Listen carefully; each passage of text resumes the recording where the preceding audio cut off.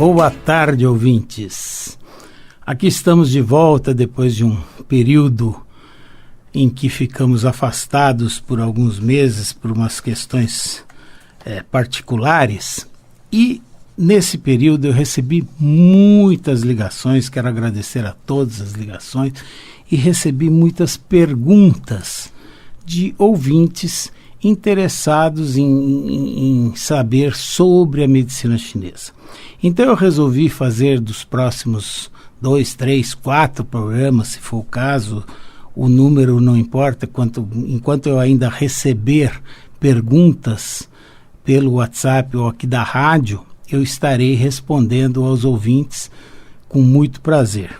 E eu gosto das perguntas, ao vivo então é melhor ainda, mas quando não dá ao vivo, podemos também gravar e não tem problema nenhum. Em primeiro lugar, eu quero dar os parabéns a todas as mulheres pelo dia de vocês, que foi na sexta-feira, dia 8, Dia Internacional da Mulher, e hoje estarei respondendo também algumas perguntas de várias mulheres.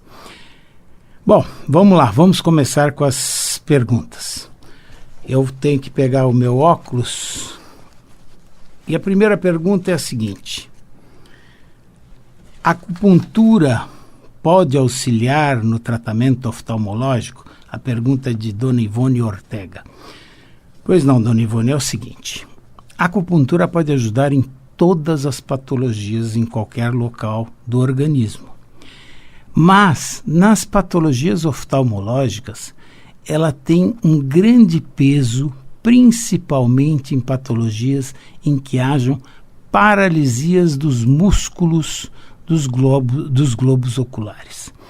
É muito bom o efeito das agulhas e o efeito que a acupuntura consegue nesses casos de paralisias oftalmológicas. Existe um negócio chamado ptose palpebral, que é quando a pálpebra cai, na paralisia de Bell, por exemplo, e o efeito é extraordinário, realmente é muito rápido. Questão de 2, 3 semanas a pessoa já está com o olho aberto, já está melhor. Ah, mas em todos os casos melhor? Não, não são 100% dos casos, não existe nada que seja 100%. Mas na grande maioria, quando essas patologias são benignas, de origem benigna, então a gente, por exemplo, a paralisia de Bell ou outros tipos de paralisia mais benignas, é muito fácil regredir o quadro. Também ajuda muito na pressão intraocular do olho.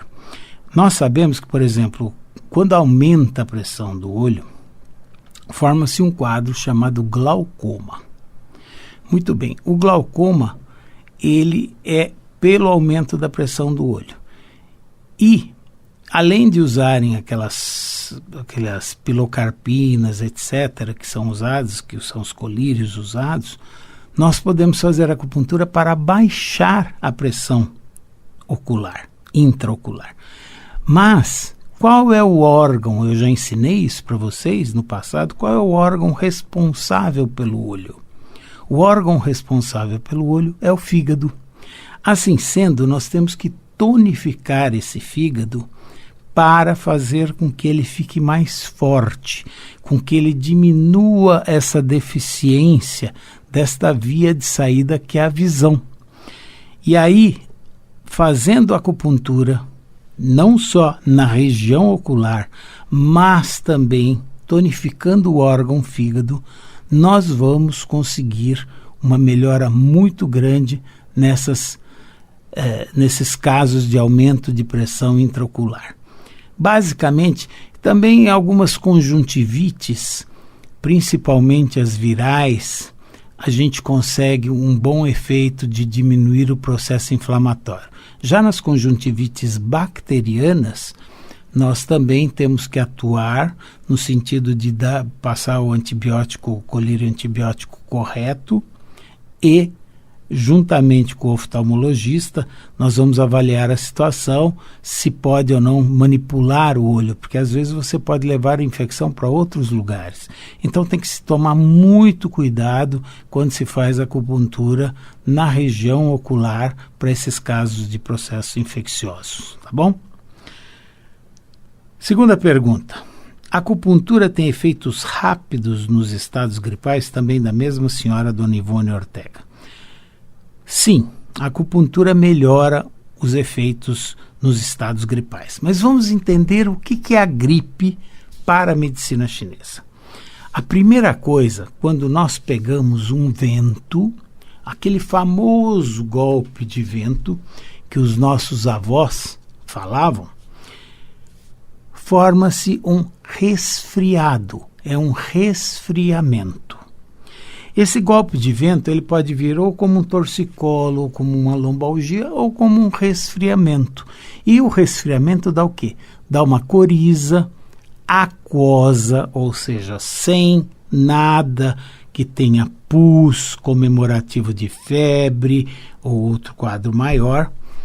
E quando a esse vento, a esse resfriamento, se acessa um quadro de que nós chamamos de mucosidade, aí começa a haver a produção de secreção eventualmente purulenta. Então, uma secreção mais amarelada ou uma secreção mais esverdeada. Esse sim começa a ser o quadro de gripe. Então, quando ocorre o resfriamento, é um resfriado. Quando a esse resfriamento se associa o quadro de umidade, chama-se gripe. E quando a esse quadro de umidade ainda entra o que nós chamamos calor, então forma-se umidade e calor, esse é o quadro mais sério e que, em geral, se transforma numa pneumonia. Então, mas eu conheci uma pessoa que teve um quadro de resfriamento e imediatamente se transformou em pneumonia. Pode acontecer, mas não é o comum. Normalmente a pessoa primeiro resfria, depois ela gripa e depois ela forma pneumonia. Mas por que pode em algumas pessoas ser mais rápido? Porque depende da imunidade do indivíduo. Tem que ver como estão os mecanismos de defesa desse organismo. É uma resposta, normalmente, do próprio organismo àquilo que o agrediu. Então, conforme a resposta desta agressão, é que nós teremos ou evolução para um resfriamento e depois imediatamente curar, ou um resfriamento, uma gripe e posteriormente curar, ou um resfriamento, uma gripe e realmente aí evoluir para o quadro de pneumonia, tá? Então, esses quadros, a acupuntura ajuda muito. Agora, é claro que num quadro de pneumonia, se a pessoa não tomar o seu antibiótico durante 7 a 10 dias, não fizer nada, também não vai sarar. Então, a agulha não é mágica, gente. A agulha, ela libera uma série de substâncias que vão auxiliar no tratamento. Ela vai melhorar o quadro de resfriamento, ela vai melhorar o quadro gripal e ela vai melhorar o quadro da pneumonia através do estímulo da imunidade. E a imunidade, qual é o órgão que rege isso? Também é o fígado. Então, a imunidade está ligada ao fígado e também ao órgão rim, que é a essência da energia nossa. A nossa energia mais pura, mais profunda, que mais ela é mais, como é que eu vou dizer, é pura mesmo, é mais pura, é a essência da energia do rim, que vem não realmente do órgão que nós aqui na medicina ocidental conhecemos como rim, mas sim da suprarrenal. Tá bom? Segunda pergunta. Cláudia Santos da Bela Vista. A acupuntura pode ajudar nos sintomas da menopausa? Pode. Mas vamos ver quais os sintomas da menopausa que ela mais ajuda. Por incrível que pareça, os sintomas que ela mais sempre ajuda é na parte emocional e nas ondas de calor. Gente, não existe nada pior para uma mulher do que ela estar maquiada num casamento e de repente vem aquela onda de calor, onde ela se fica toda borrada, o rosto, os olhos, tudo.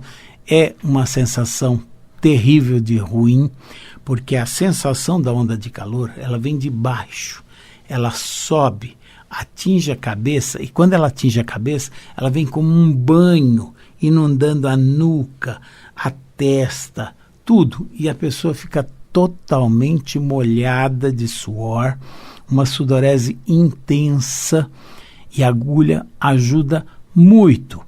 Ah, mas demora muito? Bom, em primeiro lugar, tem que ver como é que é o estado emocional dessa pessoa. Segundo, temos que ver o estado energético dessa pessoa. Justamente por isso que é muito importante que a gente saiba que nós precisamos analisar o ser como um ser bio, psico, social, espiritual, indivisível. Nós não podemos fazer uma análise das pessoas como simplesmente um rótulo de diagnóstico ou um sintoma. Muita gente chega para mim e pergunta assim: poxa, mas eu tenho onda de calor. Pronto, vamos falar na história da menopausa. Eu tenho onda de calor. Como é que eu faço para melhorar, hein, doutor? Não existe essa pergunta. Eu preciso ver, analisar. Toda vez que a gente está diante de um quadro, nós precisamos saber o início, a localização, a irradiação, o caráter, intensidade, duração, periodicidade, fatores que acompanham, fatores que melhoram, fatores que pioram. Ou seja, nós temos que fazer uma consulta a essa pessoa. Muita gente quer um diagnóstico, que a gente pegue no pulso e faça diagnóstico. Não se faz diagnóstico assim. O diagnóstico, ele vem uma série de itens. Primeiro é a anamnese, é a coisa mais importante, a queixa e duração, a história pregressa da moléstia atual, os antecedentes pessoais da pessoa, os antecedentes familiares, o interrogatório sobre diferentes aparelhos, tudo isso, os medicamentos que está tomando, tudo isso tem que constar de uma anamnese. Em seguida vem o exame físico, que começa com uma inspeção, uma palpação, uma ausculta, e aí sim você chega num diagnóstico. As pessoas acham que é gozado isso, porque o acupunturista, ele teoricamente ele não tem que fazer consulta, ele tem que tratar uma dor que o indivíduo tenha. Ora, mas se eu não sei quando que essa dor se iniciou, onde ela está localizada, qual é a irradiação, o caráter, a intensidade, a duração, a periodicidade, fatores que acompanham, que melhor, que pior, como é que eu vou tratar dessa pessoa? E é muito interessante isso, porque isso é uma constante na vida da gente. A pessoa fala, mas eu passei numa consulta com o senhor há 5 anos atrás, e hoje eu quero, mas eu não quero consulta. Bom, como é que não quer consulta? Vai falar alguma coisa? Vai explicar alguma coisa? Nós temos que consultar, gente. Nós somos médicos. Nós temos que pôr isso na cabeça. É um quadro de relação médico-paciente. Não é um quadro de exorcismo, nem de bruxaria, nem de nada. Então, nós temos que fazer uma consulta para avaliar essa pessoa. Então, aqui no caso da menopausa, nós temos que saber quando se iniciou a menstruação, a primeira menarca, quando parou de vir, como é que foi. Tudo isso vai ter que constar na nossa anamnese. Então, não é só uma sacada de um leigo e a gente vai pegar e vai falar o que a pessoa tem. Então, vamos mudar os conceitos, vamos entender que medicina tem que ser feita decentemente. Um dos maiores momentos que eu tive na medicina, eu tive um grande mestre chamado Dr. Walter Edgar Maffei. Talvez um dos maiores mestres que já passaram por aqui no nosso país. e realmente ele era um gênio. E ele sabia tudo, ele olhava, via tudo, ele olhava, para vocês terem uma ideia, ele era patologista, ele olhava o cadáver e dizia tudo que aquele cadáver tinha tido em vida. Ele era realmente um gênio. Mas eu não sou o Dr. Maffei, não sou o gênio. Mas uma das coisas que ele sempre falou também, a clínica é soberana. Nós temos que ver isso. E segunda coisa, ver o locus minoris resistência daquele indivíduo, ou seja, o local de menor resistência. Cada um de nós tem o nosso local de menor resistência.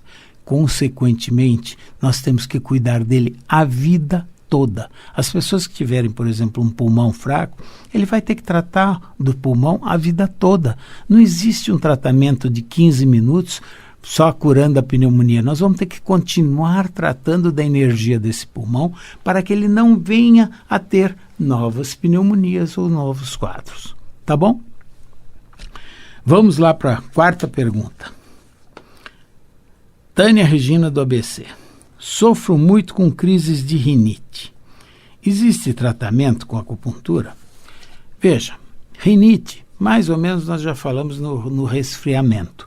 Tem muito a ver com resfriamento, mas tem muito a ver com pólen das flores, com ácaros, com poeira e com pelo de animais. Então, a gente sempre recomenda que os pacientes descrevam e vejam o que eles podem ter dentro do quarto que esteja causando esses quadros de rinite. E a rinite, como ela é alérgica, ela vai se manifestar a cada vez que essa pessoa tenha contato com determinadas substâncias ou pelos ou ácaros, etc. O tratamento com a acupuntura é bem simples e é bem rápido. Esse sim dá um efeito, em 2, 3 meses a pessoa já está se sentindo super bem. Só que tem um detalhe, um pequenino detalhe. Ele vai ter que continuar fazendo acupuntura porque ele vai ter que tonificar. A rinite é a via de saída, é o nariz, é a via de saída do pulmão. Então ele vai ter que tratar esse pulmão para sempre. Ele vai ter que tratar do rim, porque o pulmão manda energia para baixo, a energia da respiração, e quem aceita essa energia embaixo, quem metaboliza, quem transforma, é o rim. Então nós temos que tratar sempre essa ligação rim-pulmão nos casos de rinite. E o rim sai da sola do pé. Por isso que a bisavó de vocês dizia assim: não ande descalço porque você vai se resfriar, você vai pegar uma dor de garganta ou vai ter um nariz entupido. E é exatamente isso, porque o rim ele tem uma conexão através de um ponto, até aqui em cima no rim 27, ele tem uma conexão com o pulmão. Então, por incrível que pareça, esses leigos de antigamente, eles observavam mais e percebiam mais a presença desses órgãos em patologias que hoje muitos dos médicos não percebem e acham bobagem, mas não era bobagem. Agora, qualquer pessoa que vai andar descalça vai ficar resfriada? Não. Vão ficar resfriadas aquelas pessoas que têm uma sensibilidade maior do rim, vão ficar resfriadas aquelas pessoas que têm uma sensibilidade maior do pulmão. Então, são as pessoas que têm locus minoris resistência, quer seja em rim, quer seja em pulmão. Entenderam? Então, é fácil tratar rinite, só que demanda tempo e, como tudo, nós temos que tratar por um período para ter uma melhora significativa, tá bom? Quinta pergunta. Daniela Lima, de Suzano. A acupuntura pode ajudar quem tem insônia? Quantas sessões são necessárias? Vamos cair de novo na mesma história de que, em primeiro lugar, insônia, nós temos que saber a história do indivíduo. Por que você tem insônia? Existem pessoas que têm um nível de sono, digamos que muito fácil, eles dormem fácil, mas eles acordam. Então, por exemplo, existem pessoas que estão assistindo o Jornal Nacional, pum, dorme. Aí vem a novela, pum, dorme. Aí chega, vai para a cama e não pega no sono, simplesmente fica ligado. Mas isso tem a ver muito com o horário. Das 11 da noite, das 23 horas até a 1 da manhã, é o horário da vesícula biliar. E da 1 às 3 é o horário do fígado. Então, tanto a vesícula quanto o fígado são governados pelo próprio fígado. Então, neste horário, as pessoas que têm insônia neste horário são pessoas que têm que ser tonificadas o fígado. Aí o que acontece? Ela dormiu no Jornal Nacional, ela dormiu na novela, aí ela acorda, fica ligada, aí quando dá 3 horas da manhã, ela capota, e obviamente às 7 horas da manhã está morrendo de sono, está cansada e não dorme um sono satisfatório. Existe um outro sono, que a pessoa vai, deita, dorme e acorda às 3 horas da manhã. Exatamente, deu 3 horas, ela acorda e fica ligada até às 5. E aí, às 5 e pouco, ela começa a ter sono, aí perde a hora de manhã. Qual é esse horário? Esse horário é o horário do pulmão. Das 3 às 5 da manhã é o pulmão. Então vejam que na hora em que a pessoa me fala o horário que ela está com insônia, ela está me dando também a dica de qual órgão que eu tenho que tonificar. Mas, além de tudo isso, existem as emoções contidas de cada indivíduo.